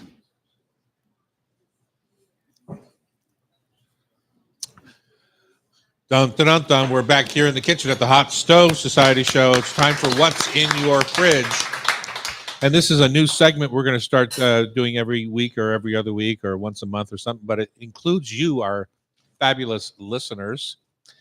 It's important that you send in some thoughts about what's in your fridge and what you'd like some help from really awesome chefs like Bridget and myself to make something out of rather than throw it away. It's true. It's true. I'm guilty. Guilty as charged. I'm not as guilty as I used to be because now I really enjoy making something out of nothing. Because you get home, you can't decide if you're going to go out, going to stay in, blah blah blah. What's in the fridge? Blah blah blah. Oh, yeah, let's do that. And then all of a sudden, dinner there's something. Right. And it used to be that if it was in the freezer, it didn't really count because you couldn't get it thawed in time. But I've really started embracing the whole. I don't care if it's frozen or not. I'll cook it right from frozen. And that's a lot to do with Kenji Lopez-Alt saying that he did testing on that and it works fine. And there's some techniques. It's a great technique. Yeah, there's some parts of that you have to be careful of, but essentially you can't over-sear the outside. You have to kind of go at a little bit lower temperature so that you can thaw that product out, and then you can put that at the hot sear at the end. Well, and if it's something like fish, it thaws rather quickly. You can just get you it don't in realize. water. Yeah. Don't have to worry. Shrimp. But that's the steak trick. And when you did the sausage last week, I was like, wow, that's a great idea. Yeah. And the other night I did the lamb chops, like you said, the little rack of lamb, right from frozen. Didn't bother me at all. It's great. Right. There is also the idea of reverse searing where you can pop that in the oven, get it to where you want it, and then bring it out and pop it onto a hot skillet. From in the oven frozen? Yeah. Oh. It's just like a reverse sear, right? Same thing you can do with a raw steak. You can pop it in the oven, take it to 120 degrees. It's gray on the outside. Then you pull it out and just give it a hard sear. And that's the whole reverse searing trend that's been happening lately. And what temp is the oven? That kind of came out of sous vide. Right. People would take it, in the bag, take it to the perfect temperature. And then Jose Andres is the first guy I saw doing it. Actually, the first guy I saw doing it was when I was working for Northwest Airlines as a consulting chef. Right. And the French started sous vide for Air France, essentially. And so basically you cook everything all the way and then you give it a hard sear, boom, boom, done. And what temp's the oven? I usually, if I do reverse sear, about 300, 325. Yeah, you don't want to get too hot because it'll go overboard. But it thaws the meat more naturally. Cool. Learn something new every day. So, Bex, tell us about this segment and how we're going to accomplish I know Terry and I did this years ago on this show, maybe 22, 3 years ago. Mhm. We did What's in Your Fridge. And I remember Because listening. I had a live call-in at that time. Oh, you did. That's Yeah, right. It was Yeah. a live call-in for the first 7 years of the show. That's right. And then I listened to it when you guys, or he for sure, was on NPR with Steve Scher. Right. Yeah. He translated that over to KUOW. Yeah. So that was a fun thing to listen to. Uh-huh. But we do want people's help. So if you want to let us know what's in your fridge, email BeckyG@TomDouglas.com. We also did it with either King or Como, where we actually went to people's houses. Oh, how fun. Yeah. And rang the doorbell. It's like there's supposed to be a surprise, but obviously that would be mortifying. Yeah. For some Clean people. up your house. Exactly. Well, for the first time, we're just going to start with some ideas that I'm just thinking about my fridge. Okay, so this would be a good example. So if you want this, if you want to be focused on, listen to this, and then you'll know what to do. Okay. And so in my fridge right now, I've got some leftover pulled pork. So I'm going to go through proteins. Why was it left over? Was it not very good? No, I made a big batch. Did your friends hate it? No, it was good. Okay, It was good. it It's was good. delicious. Okay. Extra firm tofu. Can I go back to the pulled pork? Yeah. How did you make it? Was it worth keeping as a leftover? I went to Whole Foods. Oh, you did not. And I bought some. No, you I did not. I did. We were in a pinch. You were in a pinch. Yeah. Okay. Okay. So it was still good. Fine. And then I crisped it up in the oven. Okay. So you made carnitas out of it. Kind of. We did Kind a of, salad, yeah. but yeah, so we did. And then also for other proteins, I've got extra firm tofu, which you're probably not going to use. Okay. I don't hate soft tofu, but I like extra firm. Yeah. And eggs. So those are proteins I have. And then I just went to the Kirkland Farmers Market, and they have 8-ball squash, eggplant, ancho, and habanero chilies. And I also got what was after eggplant? Habanero chilies? Habanero chilies. Yeah, it was really beautiful. This was last night. So now I have all this stuff, and I don't know what to do with it. No, so the leftovers is the carnitas. You basically cheated and kind of stocked your fridge with a few things for us here. So this isn't how it goes? No, it's not how it goes. It's like Okay, leftover you don't go to the market and salad. buy food that you think we might Old want to use jam. in a leftover situation. All right. I also have a half of an onion, a tomato.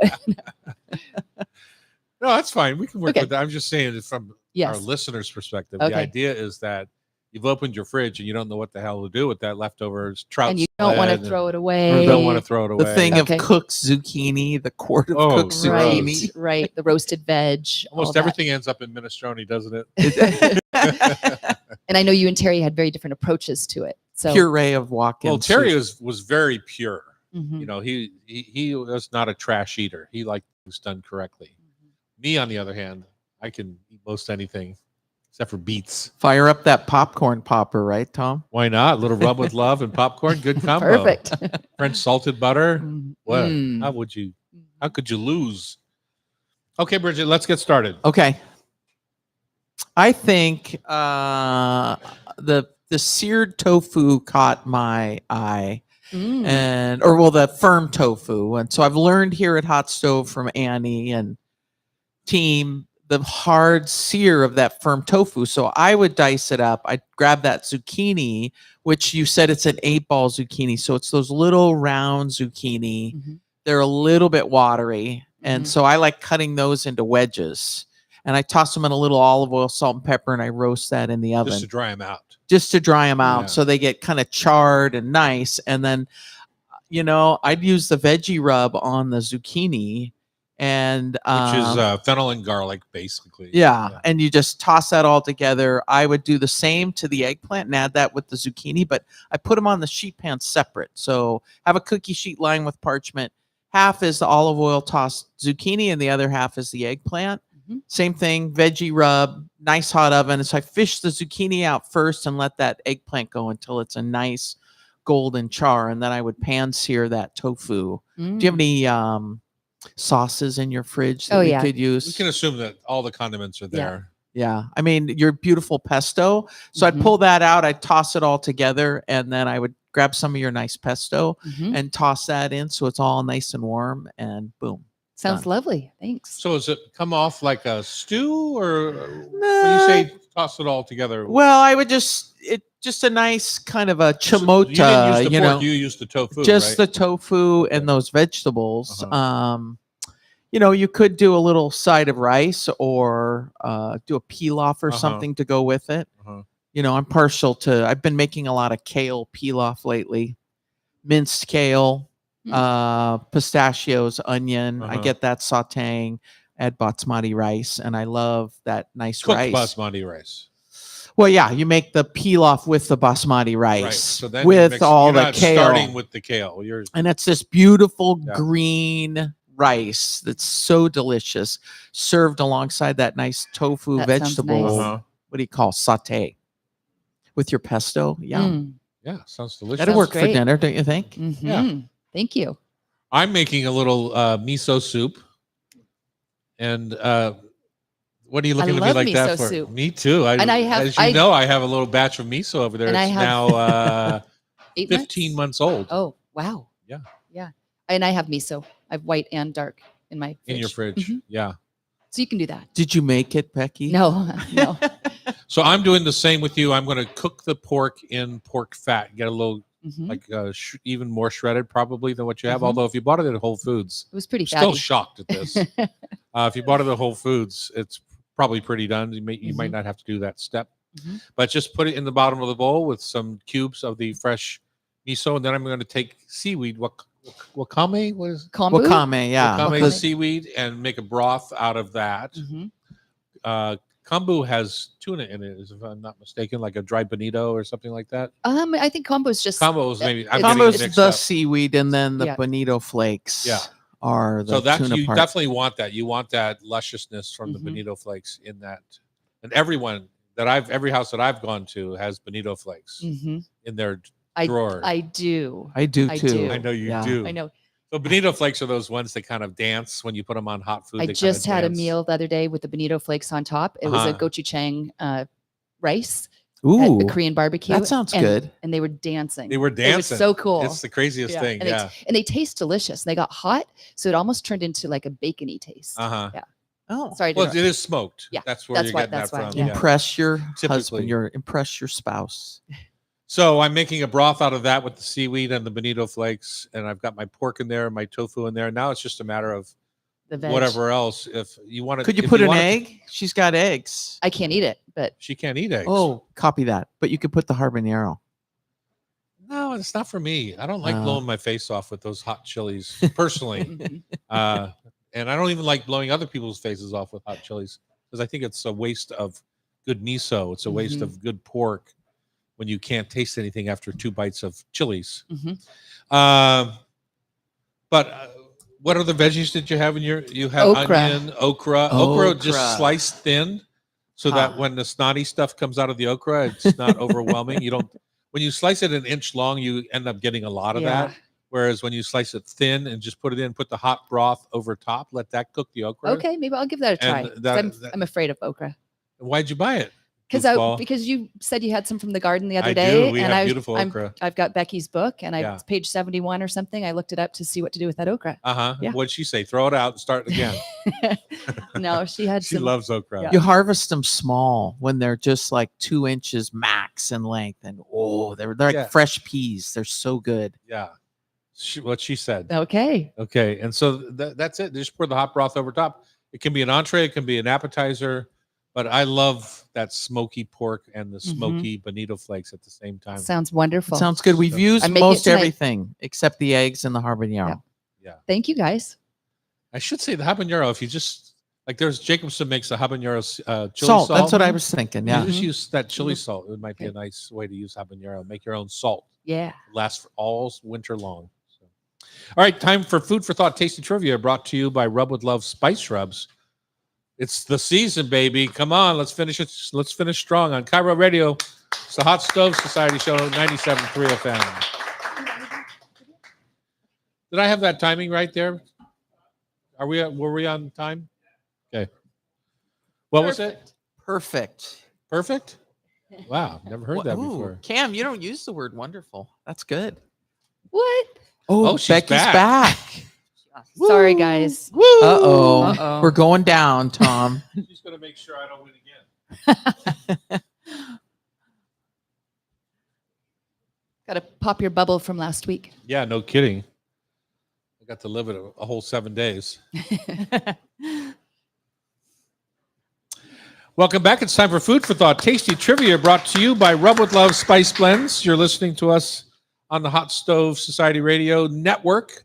Rub with Love is here to get the dinner on your table quickly with our easy-to-use rubs and sauces. Stop and pick some up, Becky, on your way to a grocery or at the grocery store or a local seafood shop like Skagit's own Fish Market in Burlington, Gemini Fish in Issaquah, and Cle Wild Salmon Seafood at Fisherman's Terminal, or Seattle Fish Guys at the Central District, in the Central District. Why not? Why wouldn't you? Why It's not? the end of summer. ¿Por qué no? Yeah, that too. Becky, tell us how to play the game and who's going to win. Well, I don't know who's going to win, but we've got Becky Sellingut here as the contestant number 2. You know, she has written 6 books. It's not quite fair. I know, I love her books. Okay. Shroom and Good Fish. Salmon. What are the names? How to Tell us. Taste. You got them, Bex. And Misunderstood Vegetables. And then there was one where you were in Japan, I think. Yeah, not one shrine, because Not one shrine. Matthew and I decided we would not go to one shrine because we would be eating too much. I love it. I love it. Oh, The new Not book. The one- new book's you got a never fun had name. You want to tea? know? Yeah, well, oh, wait, we're going to hear it right now. Okay. New book is called Lettuce Riot Oh, Lettuce. that's oh, I love great. that. because it's going to be salads that don't have a lot of lettuce, so the lettuce head is rioting. That's great. That's And the then idea. when will we be able to see this? Next year. Okay. Can't Great. wait. Yep. Congrats. All right. Well, let's play trivia, and the winner will pick out someone in the audience to take a stroll in the gift shop and pick up a spice blend. All right, Bridget, you ready? I'm ready. What's the technical name for the creamy interior of burrata? Last week you called it goop, and Tom called it custard. It's a mixture of shredded mozzarella curds and cream. Goop. It's kind of You what it know feels this. like. You know this. I don't. Well, I'm going to give you a hint, but you didn't get it. It's Custard. also a name of a shredded egg soup and a gelato flavor with chocolate flavor. Stracciatella? Stracciatella. That's what it is. Oh, So those now are the now hints. you Good know. job. Okay, number 2, it's multiple choice. Jacques Pepin has authored 30 plus books over the last 58 years. Which Yeah, Becky, get busy. she's working on it. She's got a lot of time. Which one of these is not one of his actual book titles? The Other Half of the Egg, Fast Food My Way, Heart and Soul in the Kitchen, or 50 Shades of Gravy?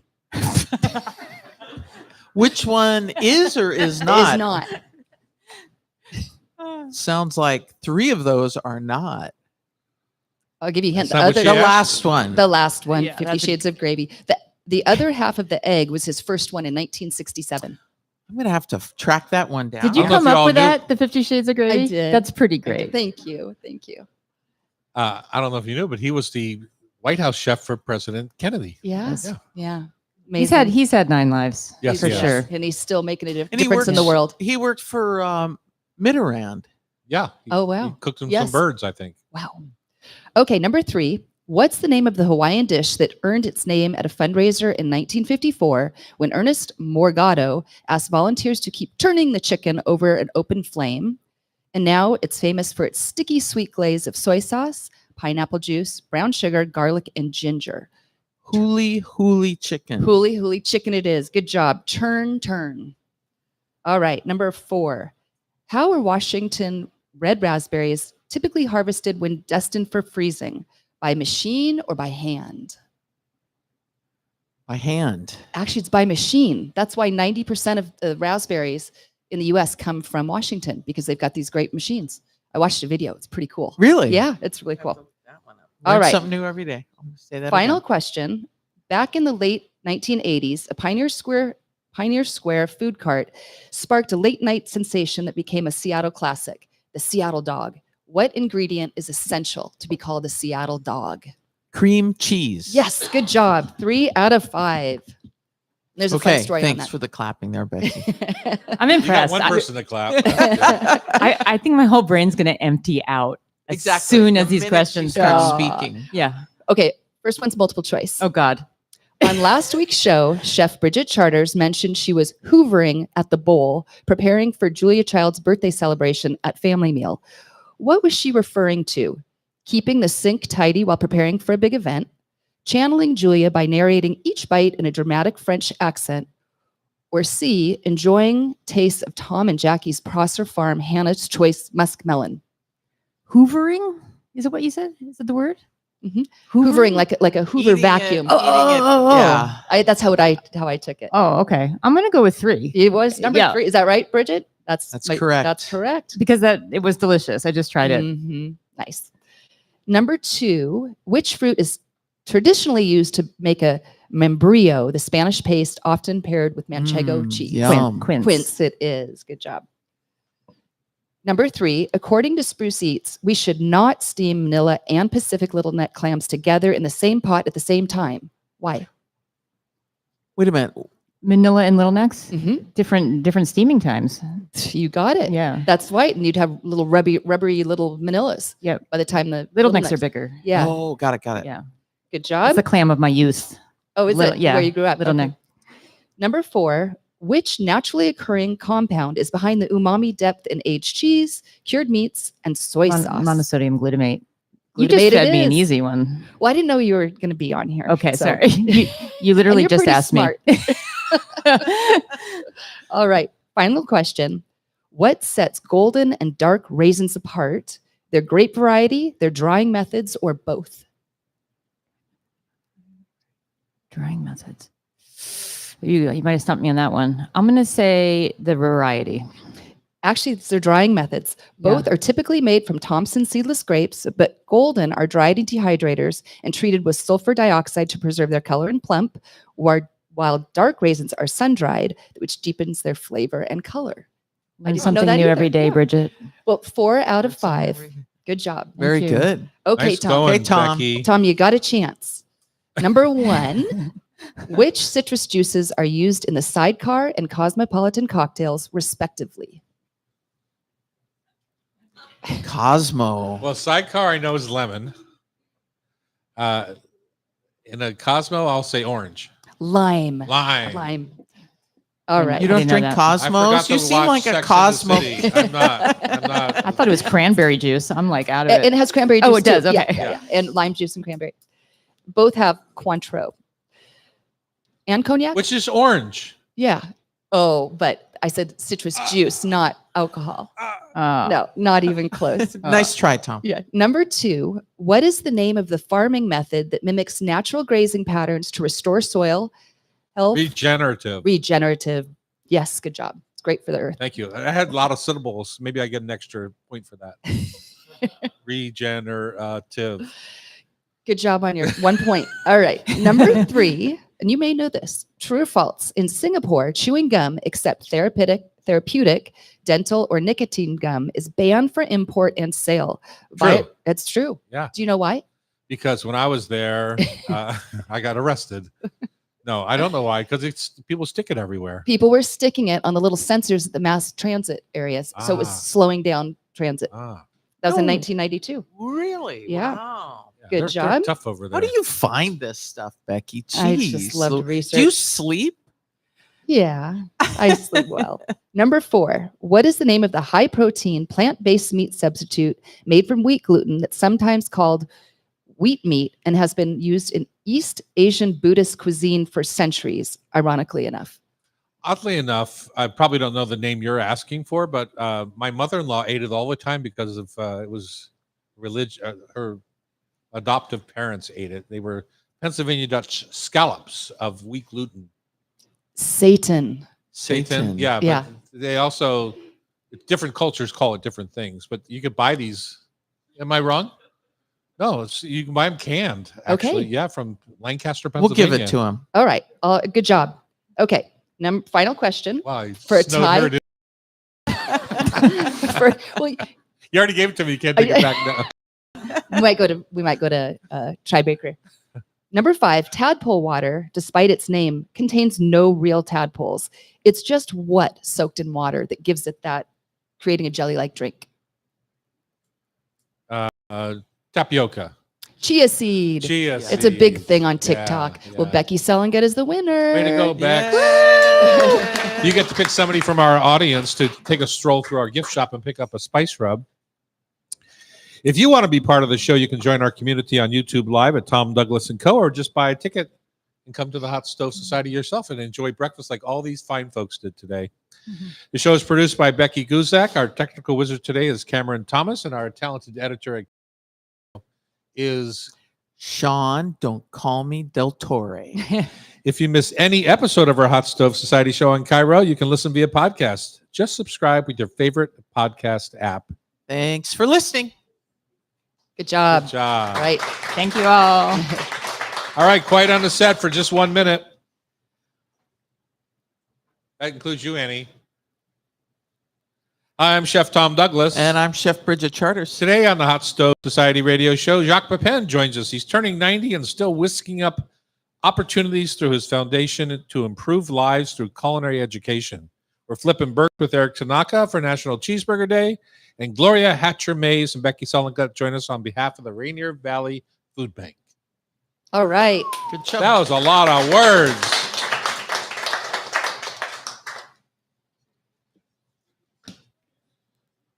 Thank you. Video for us.